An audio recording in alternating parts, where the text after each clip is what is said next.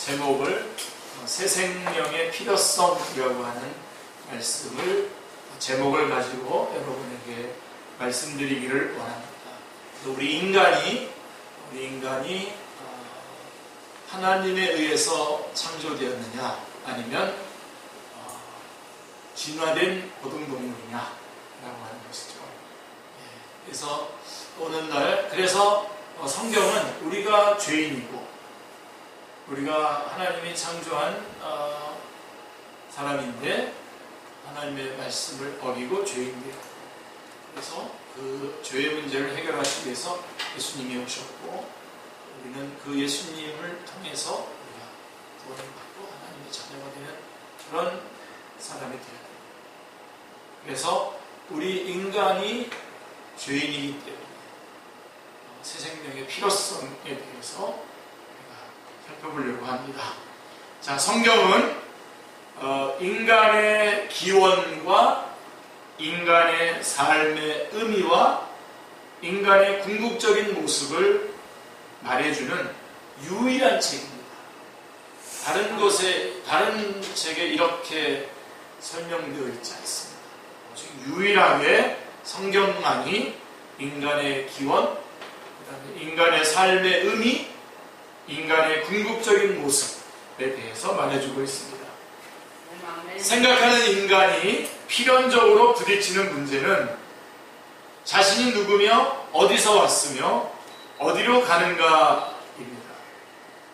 삶의 이유와 목적이 무엇인가 하는 것입니다. 과연 우리는 어디서 왔고 어디로 가고 있으며 무엇을 위해 살고 있는가? 이러한 질문은 예전에도 있었고 오늘에도 있는 영속적인 주제라고 할 수가 있습니다. 저는 오늘 우리 여러분들에게 이 문제를 제기하고 있는 것입니다. 자, 우리는 어디서 왔습니까? 우리는 어디서 왔고 어디로 가고 있습니까? 그리고 무엇을 위해 살고 있는 것입니까? 이러한 아주 궁극적인 문제를 우리가 먼저 확인을 해야 되겠죠. 자, 이러한 문제를 학문적으로 다루는 것이 철학이고, 이러한 문제를 영적으로 추구하는 것이 종교입니다. 그러나 인간이 추구하고 만든 체계인 철학과 종교는, 이 철학과 종교가 이 문제에 대해서 진정한 답을 줄 수가 없습니다. 왜냐하면 우리의 태어남과 죽음은 창조주 하나님께 속한 것이기 때문입니다. 그러기에 그 대답은 창조주 하나님만이 하실 수 있습니다. 하나님께서 인간에게 말씀하시는 것을 우리는 계시라고 하거든요. 계시. 그래서 계시라고 하는 것은 드러내는 겁니다. 이렇게 레벨레이션에서 이렇게 커튼을 쭉 이렇게 여는 것처럼 드러내는 것입니다. 그렇게 해서 드러낸 계시가 기록된 계시가 바로 성경 말씀입니다. 그러므로 성경만이 인간의 근원과 결과 그리고 그 본질에 대해서 말해줍니다. 성경의 첫 책인 창세기는 모든 것의 기원에 대해서 말하고 있습니다. 인간의 기원, 죄의 기원, 또 생명의 기원, 구속의 기원 다 거기에 들어가 있습니다. 그러한 기원을 아는 것이 우리의 문제를 해결하는 시작입니다. 자, 그런데 성경은 우리 인간이 하나님에 의해서 창조됐다고 하는데 그렇게 생각하지 않는 이론이 있습니다. 진화론입니다. 그런데 이 진화론이 어떻게 나오게 되었느냐라고 하는 거죠. 왜 나왔냐? 여러분, 진화론은 아직까지 증명이 되지 않았지 않습니까? 확인된 증명된 그 연결고리들이 제대로 연결되지 않았는데도 불구하고 진화론이 강력하게 수용이 되어서 오늘날 교과서에 다 진화론으로 모든 것이 되어 있죠. 자, 그런데 어떻게 이 진화론이 하나의 이론, 하나의 가설임에도 불구하고 이렇게 적극적으로 우리 인간들이 수용을 하게 되었나라고 하는 것을 확인해 봐야 되죠. 중세 이후에 과학이 발달하면서 사람들에게 습성이 하나 생겼습니다. 자, 미지의 영역들, 즉 신의 영역으로 남겨두었던 것들, 인간이 설명할 수 없는 경지를 설명하려고 하는 시도, 그것을 설명하려고 시도하는 그런 경향이 있었습니다. 습성이, 이제 이런 것들도 우리가 다 설명해낼 수 있다라고 하는 그런 시도가 있었습니다. 그래서 무리하게 설명하려고 시도하다가 미련함과 교만함에 빠지는 경우가 많았는데요. 그 중에 대표적인 것이 바로 진화론입니다. 생명의 발생에 대해서 이거는 신의 영역이고 하나님께서 우리 생명의 주관자시고 생명을 시작하셨다라고 하는 건데, 물론 정답은 생명의 발생에 대해서에 대한 정답은 신에 의해서 창조되었다가 정답입니다. 그런데 이것이 정답인데 이것을 배제하고 인간의 과학적인 지식이나 생물학적인 지식으로 설명하려고 하다가 미련함과 오만함에 빠진 것이 바로 진화론입니다. 자, 여러분, 우주의 발생에 대한 빅뱅 이론도 그 중에 한 가지입니다. 빅뱅 이론 여러분 아시나요? 빅뱅 이론은 약 137억 년 전에 한 점에서 폭발적으로 팽창하면서 우주, 즉 모든 물질과 에너지 그리고 시공간이 시작되었고, 빅뱅 이후 1초 동안의 우주의 크기는 20억 곱하기 15km로 계속해서 팽창했고 아직도 팽창하고 있다고 합니다. 이게 빅뱅 이론입니다. 영국의 천문학자로 정상상태 우주론을 제안했던 프레드 호일은 1950년에 했던 강의에서 빅뱅 이론을 모욕하기 위해서 빅뱅이라고 하는 단어를 처음으로 사용했습니다. 자, 그것은 사람들이 정설인 것처럼 받아들이는 것이죠. 자, 진화론이라고 하는 것은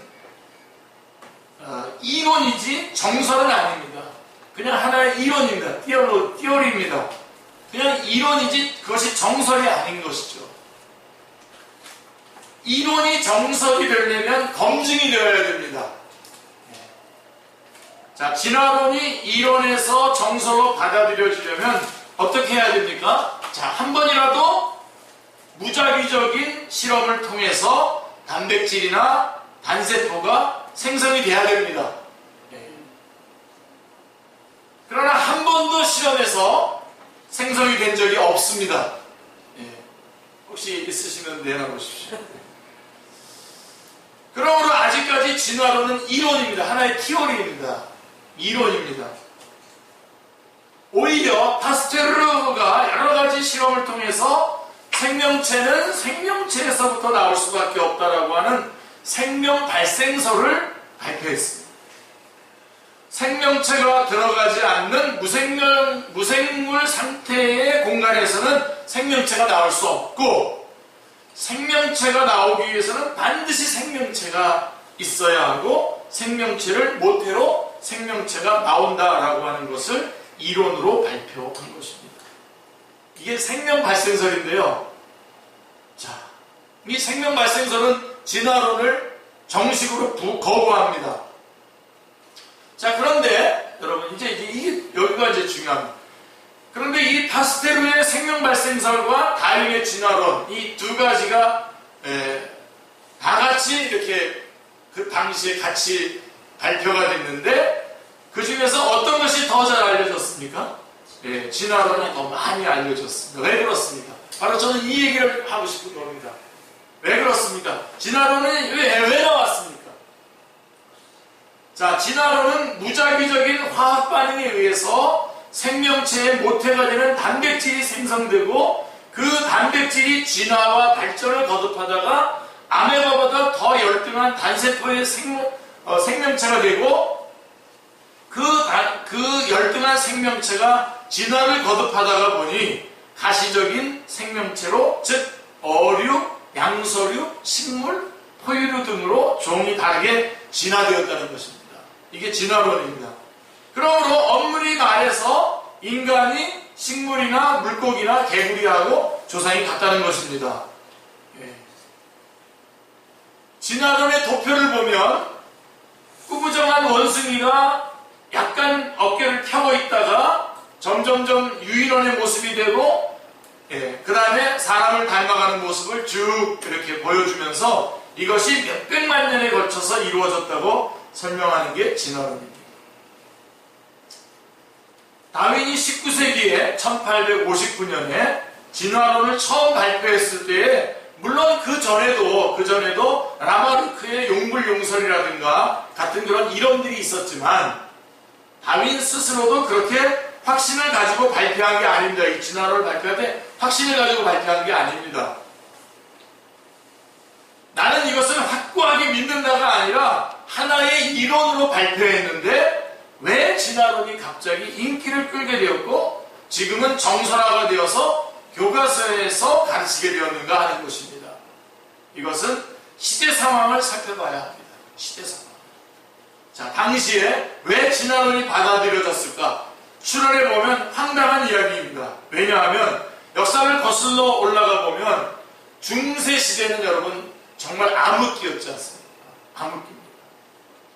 이 암흑기란 인간이 인간 대접을 못 받았어요. 인간이 인간 대접을 못 받고 과학과 상식에 의존하기보다는 미신과 전해 내려오는 전통에 얽매여서 사는 굉장히 인간이 속박되는 불합리한 시기를 말합니다. 그게 중세입니다. 암흑기라고 말합니다. 자, 이제 문제는 뭐냐면 그럴 때에 이 암흑기를 대표하는 것이 무엇이었냐? 이 암흑기를 대표하는 사실은 이 암흑기를 주도하는 게 누구냐? 문제가 뭐냐? 교회의 타락입니다. 교회의 타락. 교회에서 이 사제의 직을 매점매석했어요. 네? 사제의 직을 매점매석했어요. 오늘날도 있어요. 오늘날도 6개월만 신학 공부하고 목사 안수하는 사람도 있고 그래요. 그러니까 저는 모르겠습니다. 뭐 그거에 대한 그렇게 그것이 괜찮은지 아닌지 모르겠는데, 그러니까 사제의 직을 막 매점매석했던 때가 교회가 타락했던 거죠.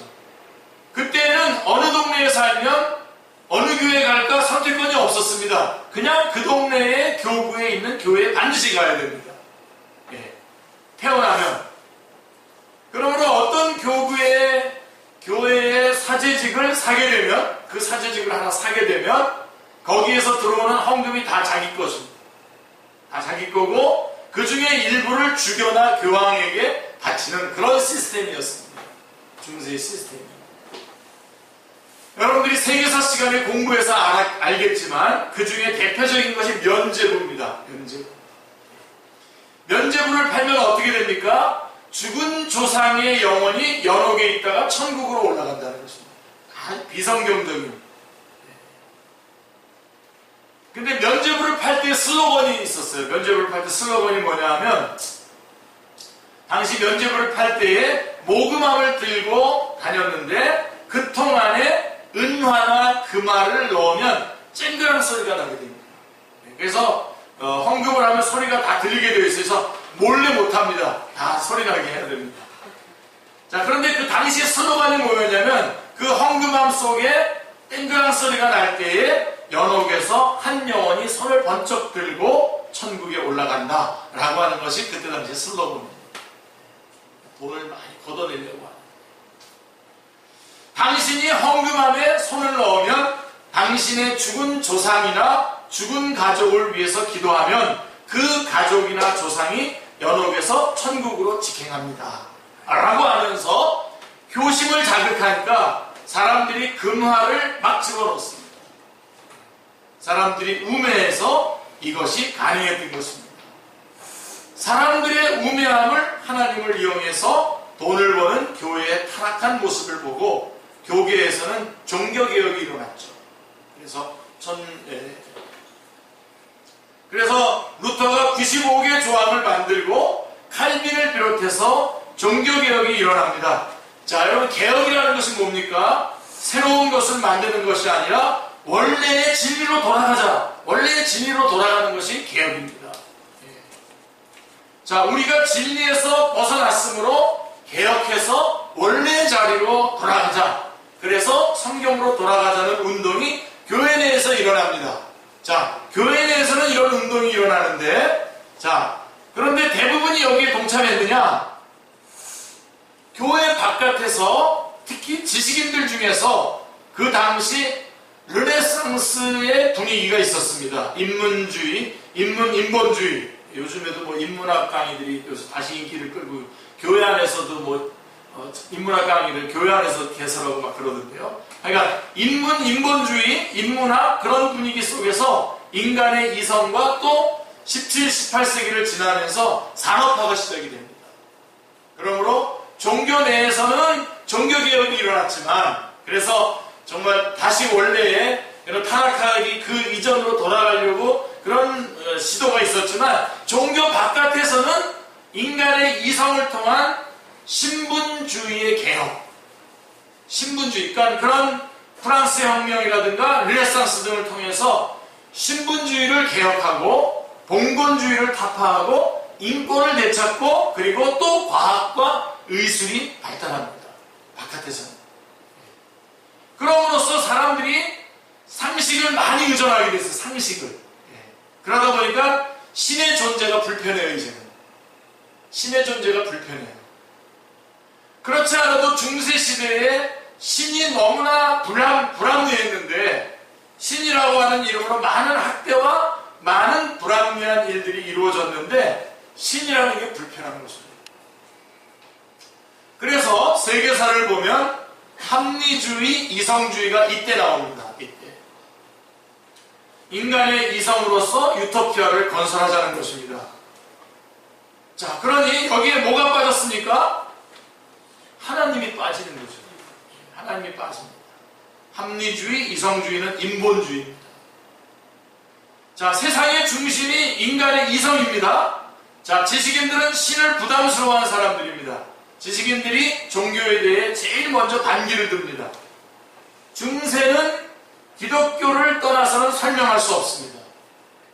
중세의 기독교인이 아니면 그건 미친 사람입니다. 기독교인이 안 될 수가 없어요. 무조건 기독교인입니다. 가톨릭 신자가 아니면 미친 사람. 둘 중에 하나입니다. 정말 하나님을 알던 모르던 간에 성당에 안 다니면 미친 사람이고 세례를 안 받으면 죽어야 합니다. 네, 처벌을 했어요. 그런데 종교의 타락을 통해서 종교개혁이 나오면서 역사가 발전하면서 인문학이 발전하고 과학기술이 발전하고 의술이 발전하면서 지식인들이 뭘 생각하겠습니까? 신이 없어도 세상을 설명하고 세상을 합리적으로 건설하는 것이 가능하지 않을까 생각을 하기 시작한 겁니다. 그렇게 해서 나온 게 바로 합리주의, 이성주의인 것입니다. 합리주의, 이성주의의 대표적인 철학가들은 신이라는 존재를 어쩔 수 없이 인정을 했지만 신이라고 하는 존재는 인정을 했지만 있기는 있다. 그러나 잠시 세상에서 밖으로 신을 내몰았던 것입니다. 그러니까 신이 있으니까 귀찮아요. 너무 귀찮아요. 신이 있으니까 인간이 너무 제약이 됩니다. 쓸데없이 정치와 종교가 결탁해서 사람을 학대합니다. 그때 당시 그랬거든요. 그래서 신을 인간의 세상 속에서 몰아냅니다. 그게 이성주의, 합리주의입니다. 그래서 그리고 난 다음에 신을 몰아내고 난 다음에 이성과 합리를 통해서 모든 것을 막 설명을 합니다. 그러다 보니 문제가 있죠. 신이 성가셔요. 혹시 여러분들도 그렇지 않으세요? 주일날 교회 가야 되나? 예수님 하나님 믿어야 되나? 그리고 또 헌금 내야 되나 이거? 내가 번 돈에서 이거 내야 되나? 신을 완전히 없애고 싶은데 자, 없앨 수 있습니까? 신을 없애자니 없애려고 하니까 문제가 뭐냐면 신이 창조주잖아요. 이 창조의 문제를 해결해야 되잖아요. 신을 빼내야 되는데 인간을 창조한 신을 없애고 어떻게 인간이 세상을 설명할 수가 있겠느냐라고 하는 것입니다. 자, 그 당시의 신의 개념은 이랬어요. 여러분들이 우리가 지금 알고 있는 그런 하나님의 개념이 아니라 이신론이라고 해요. 이신론 또는 자연신론이라고 하는데 어떠냐면 지금은 우리가 믿는 하나님은 우리의 삶의 일거수일투족을 간섭하시는 하나님이시지만 그 당시에 하나님은 지구라고 하는 세상이라고 하는 시계에 이제 태엽을 감아놓는 거예요. 신이 태엽을 딱 감아놓고 신은 이 세상과는 관계없이 사는 거야. 있는 거야. 따로. 그걸 갖다 이신론이라고 해요. 이신론. 그리고 하나님은 잠시 휴가를 가는 거예요. 태엽을 감아놓고 휴가를 가시고 세상은 하나님의 상식과 자연 법칙과 섭리에 의해서 그냥 돌아갑니다. 감겨진 태엽대로. 그리고 정작 하나님의 관심사는 다른 데 있습니다. 그렇게 설명했습니다. 그런데 아무리 그렇게 설명을 한다고 하더라도 생명의 발생에 대해서는 어떻게 할 수가 없잖아요. 하나님, 신이 우리를 창조했다라고 하는 것은 어떻게 할 수가 없잖아요. 설명할 길이 없었습니다. 이거에 대해서는. 그런데 그리고 신을 어떻게 해야 할지를 모르는 것인데 그렇다고 신을 안 믿습니까? 라고 했을 때 대답하기가 곤란합니다. 바로 그럴 때에 다윈의 진화론이 발표가 됩니다. 얼마나 좋아요. 신으로부터 이제 벗어날 수가 있겠구나. 생명은 신이 만든 것이 아니라 무작위적인 화학 반응에 의해서 생겨났다는 겁니다. 거기서 발전을 거듭해서 진화를 해서 오늘날과 같은 다양한 종의 생명체들이 되었다는 것입니다. 굉장히 황당한 이야기라서 다윈도 쭈삣쭈삣하면서 발표했는데 다윈도 그렇게 확신을 갖지 못하고 쭈삣쭈삣하면서 발표했는데 이것을 쌍수를 들고 환영한 사람들이 누굽니까? 유럽의 지식층들, 특별히 철학자들입니다. 그래서 곧바로 나온 게 뭡니까? 니체가 신은 좋아. 그래서 그 뒤에 얘기들은 제가 좀 더 여러분들에게 한번 나중에 한 번 더 설명드리도록 하겠습니다. 그래서 그렇게 진화론이 수용되고 나면서부터 그 다음에 계속해서 쭉 나가다가 마지막에 뭐 공산주의 이런 것들이 다 나오는 겁니다. 그 물질 자관들 아닙니까? 자, 그건 제가 그 얘기를 더 할 수는 없고요, 지금. 자, 교회 제도와 지도자의 타락이 사람들을 하나님에게서 떠나게 했습니다. 그러므로 진화론의 수용은 시대적 배경과 연관되어 있음을 알 수가 있는 것이죠. 그게 맞아서 수용한 게 아니라 그러한 인간들의 필요에 적합한, 필요에 부응하는 이론이 발표됨으로써 맞는 것과 틀리는 것과 관계없이 그렇게 받아들이는 겁니다. 오늘날도 여러분 이단이 출현하잖아요. 이단이 출현한다든가 종교다원주의, 뭐 다른 종교에도 구원이 있고 그렇게 얘기하는 종교다원주의라든가 어떤 토착한 논쟁이라든가 이게 다 이런 이유에서, 이런 시대적인 그런 상황에서 설득력을 갖게 되는 것이죠. 이단들이 왜 저렇게 판을 칩니까? 여러분? 우리 교회가 복음을 안 전해주니까 그렇죠. 교회가 타락하니까 교회 아닌 곳에서 기존 교회가 틀렸구나라고 하는 거죠. 지난주에 제가 여러분 말씀드렸던 것처럼 세관점주의가 왜 나온 겁니까? 예수님을 믿는 사람들이 행동들이 비윤리적이고 더 타락한 모습을 보면서 한 번 구원받으면 영원한 구원이라고 하는 이런 이론이 잘못됐다라고 얘기하기 시작한 거예요. 한 번 구원은 영원한 구원입니다. 아멘. 근데 한 번 구원이면 영원한 구원이라고 하는 것에 대한 그 확신을 가지고 있는 사람들이 삶 속에서 사실은 더 분명하게, 바르게, 정직하게, 정의롭게 살아가야 되는데 그렇게 살아가지 않는다는 거예요. 그게 그 사람들의 그 세관점주의 학파들이 그런 이론을 시도하게 된 원인입니다. 오늘날의 이단이 그렇게 판을 치는 것도 그 원인이 뭐냐면 교회가 타락하고 교회 지도자들이 타락하고 교회가 문제가 있기 때문에 그런 것입니다. 자, 그렇지만 여러분, 우리가 목욕물이 더럽다고 목욕을 시켜서 물속에 있는 어린아이까지 같이 버리면 안 되죠. 목욕물 더럽다고 애는 떼고 목욕물만 버리셔야죠. 어려운 일이겠지만, 여러분들이 어려운 일이겠지만 하나님의 일에 종사하는 기관과 지도자들의 타락이 있다고 해도 하나님은 버리지 말아야 합니다. 아멘. 참 어떻게 이런 말을 다 해야 되는지 모르겠습니다.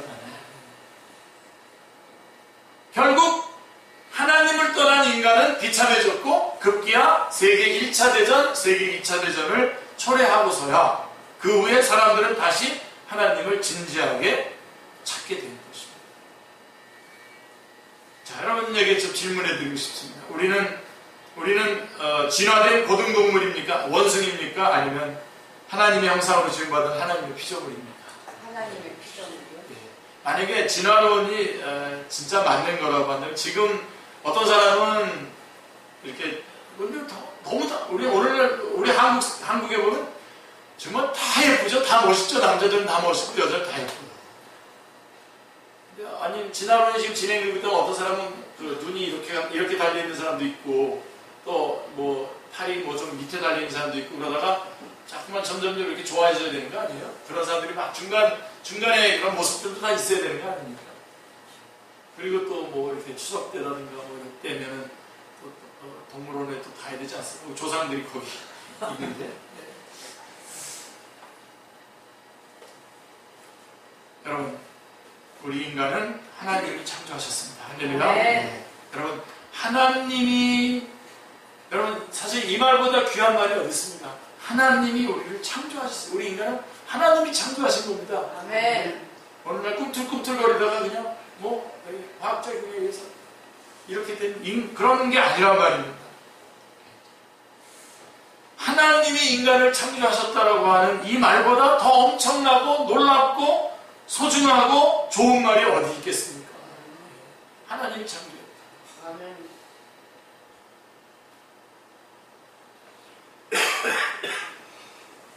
만약에 여러분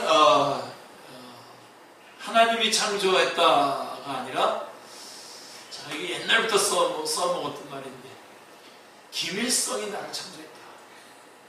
어떻겠어요? 기분이?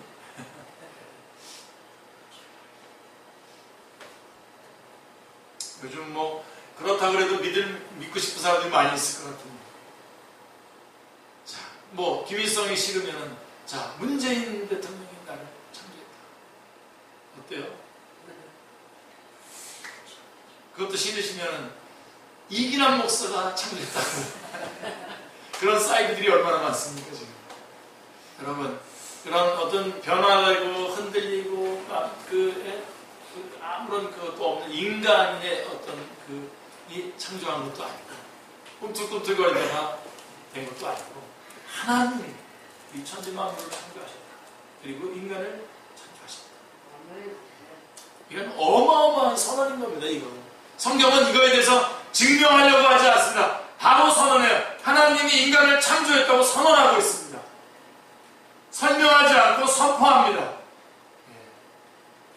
그래서 오늘 본문으로 여러분들이 읽었었던 창세기 1장 26절부터 쭉 보시면 하나님께서 인간을 창조하신 후에 인간에게 어떤 말씀을 하셨습니까? 자, 하나님께서 인간을 지으신 목적을 묻고 있습니다. 목적을 묻고 있는 질문인데요. 자, 하나님은 노동명령을 하셨습니다. 문화명령을 하셨습니다. 생육하고 번성하고 충만하라 28절에서 말씀하고 있습니다. 하나님은 인간을 만물의 영장이요 하나님의 대표로 삼으셨습니다. 자, 그래서 하나님은 우리를 이 모든 하나님의 것을 관리하도록 대표자가 되어서 이것을 관리하도록 우리를 청지기로 우리를 삼으신 겁니다. 아멘. 청지기 정신. 그래서 하나님께서 우리에게 하나님께서 모든 것을 다 나에게 맡기시고 나에게 생명을 주시고 다 나에게 맡겨주신 거예요. 우리가 여러분 얼마나 소중합니까? 그냥 꿈틀꿈틀거리다가 뭐 좀 이렇게 메뚜기가 뭐 저기 개구리처럼 뛰다가 좀 이렇게 움직여가지고 이렇게 사람이 돼서 그러니까 뭐 이런 유물사관에 있는 그런 역사관을 가지고 있는 그런 월드뷰 그런 세계관을 가지고 있는 사람들은요 사람을 그렇게 소중하게 여기지 않습니다. 근데 여러분 우리 얼마나 소중합니까? 하나님께서 우리를 창조하시고 하나님을 대표하는 하나님의 것을 우리에게 맡겨주신 그런 청직이라고 했을 때 아멘. 얼마나 우리가 소중한가 하는 거죠. 그래서 이런 청지기 정신은 창조자의 창조 목적, 즉 하나님의 뜻을 이루는 것입니다. 아멘. 그래서 달란트 비유, 마태복음 25장 14절부터 30절에 보면 달란트 비유가 나오는데요. 달란트 비유에서 우리가 주목해야 될 점이 뭐냐면 한 달란트 받은 종입니다. 한 달란트 받은 종. 자, 5달란트, 2달란트, 한 달란트 받은 이런 종이 있었는데 2달란트 받은 종하고 5달란트 받은 종은 그 주인이 맡긴 그 일을 해서 달란트를 남겨서 또다시 주인에게 이렇게 넘겨드렸단 말입니다. 이 모든 게 다 청지기로서의 아주 충성을 다한 거죠. 근데 이 한 달란트 받은 사람은 어떻게 하는 겁니까? 한 달란트를 받아가지고 이렇게 보더니 자기가 세워놓은 자기 인생 계획과 한 달란트를 놓고 이렇게 내가 하나님을 그 주인을 위해서 살 거냐 아니면 나를 위해서 살 거냐 그러다가 주인을 위해서 이 한 달란트를 땅에다 묻고 자기 인생을 살아가. 자기 인생. 그러니까 거기 비유해 보면 차라리 그럼 그 한 달란트를 갖다 은행에라도 갖다 맡기면 이자라도 나올 텐데 땅에다 묻었다 그러면서 바로 이 한 달란트 받은 종 땅에다가 묻어놓고 자기 인생을 살았다는 거죠. 그래서 그 주인의 책망과 심판이 있었다는 것이 달란트 비유의 내용입니다. 한 달란트 받은 종의 결정적인 잘못은 주인이 맡긴 일은 땅에 묻어두고 자기의 인생을 살아가는 것입니다. 여러분, 짐 엘리엇 선교사라고 여러분 아십니까? 짐 엘리엇 선교사는 젊은 날에 선교하다가 순교를 한 선교사님인데 결코 놓쳐서는 안 될 것을 위하여 결코 붙잡고 있을 수 없는 것들을 포기하는 것은 잘하는 것이다 라고 이렇게 말했어요. 결코 놓쳐서는 안 될 것이 뭐냐? 우리가 하나님께서 맡겨주신 인생, 하나님께서 살라고 하신 이 아름답고 복된 인생을 하나님의 뜻에 따라서 열심히 살아가다가 하나님 부르시면 하나님 앞에 가서 하나님 앞에서 하나님께 또 나를 구원해 주신 주님을 바라보면서 옳고 끌어안는 그 순간 결코 놓칠 수 없는 건데 그것을 위해서 결코 붙잡고 있을 수 없는 것들 뭐가 있습니까? 우리가 붙잡고 있을 수 없는 것들 우리의 건강, 우리의 어떤 물질, 우리가 가지고 있는 모든 이런 환경들 우리가 갖고 있지 못하고 좀만 지나면 여러분 여기 주름 여기 그거에 잠깐 김이 끼고요. 화장 안 받습니다. 이거 점점 어차피 이건 붙잡고 있어. 이게 붙잡고 있는다고 됩니까 이렇게? 예? 흉하더라고요. 그거 나중에 나이가 많으신데 이거 막 고치고 그랬던 분들 나중에 보니까 이거 흉하더라고요. 이거 붙잡고 있을 수 없습니다. 근데 짐 엘리엇은 그래서 결코 놓쳐서는 안 될 것을 위해서 이렇게 붙잡고 있을 수 없는 것들을 포기하는 것은 잘하는 것이다. 그러니까 우리가 진화론적인 그런 기초 안에서 내 인생을 지금 살아가고 있다고 한다면 여러분 그래서 예수님을 믿는다는 건 뭐냐면 그런 진화론적인 세계관에서 있었던 나의 모든 것들을 예수님을 믿고 난 다음에 이걸 다 버리는 겁니다. 다 버리고 새롭게 시작하는 새로운 피조물이 되는 겁니다. 근데 여러분 우리가 어떻게 하냐면 많은 사람들이 예수님을 믿고 난 다음에도 옛날의 것들을 그대로 가지고 그 위에다가 뭔가를 이렇게 쌓으려고 해요. 그래서 이상한 엉뚱한 아주 이상한 그림들이 나오기 시작하죠. 그래서 버려야 돼요. 버리고 이제는 하나님이 나에게 원하시는 삶이 무엇인가. 그래가지고 사실은요 세상은 이렇게 진화론적인 세계관에서 쌓았던 것 위에다가 이런 신앙적인 것들, 새로운 피조물이 돼서 쌓은 것들을 같이 이렇게 엉켜놓은 그게 마치 기독교인 것처럼 잘못 알고 그 기독교를 비판하고 그 기독교를 안 믿어요. 그러니까 우리 그리스도인들이 정말 복음으로 말미암아 새롭게 돼서 새로운 삶, 우리의 소망이 하늘나라에 있고 우리의 삶의 그런 힘과 자원이 하나님께 있고 이런 모든 그런 삶을 살아나감으로 말미암아 사람들에게 이것을 빛을 비추어 내줘야 되는데 그렇게 하지 못하는 거죠. 그래서 오늘 묻는 겁니다. 여러분 제가 새 생명의 필요성이라고 제목을 잡았는데요. 제가 가만히 보니까 지금 오늘 시간이 다음 주에 한 번 더 이거 연결해야 될 것 같은데 우리가 여러분 진화론적인 그런 세계관에 의해서 이렇게 형성된 사람들이 아니기 때문에 우리는 하나님에 의해서 창조됐고 그런데 범죄했고 그 범죄로 말미암아 우리는 다시 새 생명의 필요성을 갖게 된 겁니다. 그래서 그 새 생명을 우리에게 주시기 위해서 하나님께서 우리에게 예수 그리스도를 보내주시고 우리의 모든 죄의 문제와 우리의 모든 바로 율법을 다 지키면서 살아갔어야 될 그 삶들을 우리 주님 다 지키신 것으로 우리에게 구원을 주셨다는 겁니다. 아멘. 그래서 그 예수님을 믿을 때 우리가 구원받을 수 있다는 거죠. 아멘. 그리고 우리는 하나님의 형상으로 지음받았다라고 하는 것이죠. 그래서 아멘. 간단하게 이 말씀 드리고서 마치겠는데요. 자, 우리가 하나님의 형상으로 지음받았다는 것을 놓치지 마시고. 아멘. 그래서 하나님의 형상으로 지음받았다는 것은 동물들이나 이 세상 만물들은 다 그냥 말씀으로 있으라고 다 있었어요. 그렇지만 우리 인간만큼은 하나님께서 하나님 형상으로 어떤 하나님의 모양 이런 어떤 스태츄 어떤 그런 어떤 우리 동상 같은 그런 모양으로 만든 그런 모양이 같다는 게 아니라 하나님의 형상이라고 하는 것은 하나님의 영이시잖아요. 이미지 오브 갓. 하나님의 속성을 말하는 겁니다. 하나님은 영이시고 인격적인 존재시고 또 육체도 가지고 계시잖아요. 그런 가운데에 우리를 그러한 하나님의 형상으로 우리를 지으셨다는 거예요. 그래서 다음 주에 이어가겠지만 하나님은 처음부터 우리를 하나님께 예배드리는 자로 하나님의 형상으로 지으셔서 하나님과 교제하기로 하셨습니다. 아멘. 그런데 놓치지 마시고 이러한 교제의 자리로 우리를 다시 불러주시는 분이 누구냐? 바로 예수 그리스도십니다. 예수 그리스도를 여러분의 마음에 구주로 영접하시기를 주님의 축원합니다.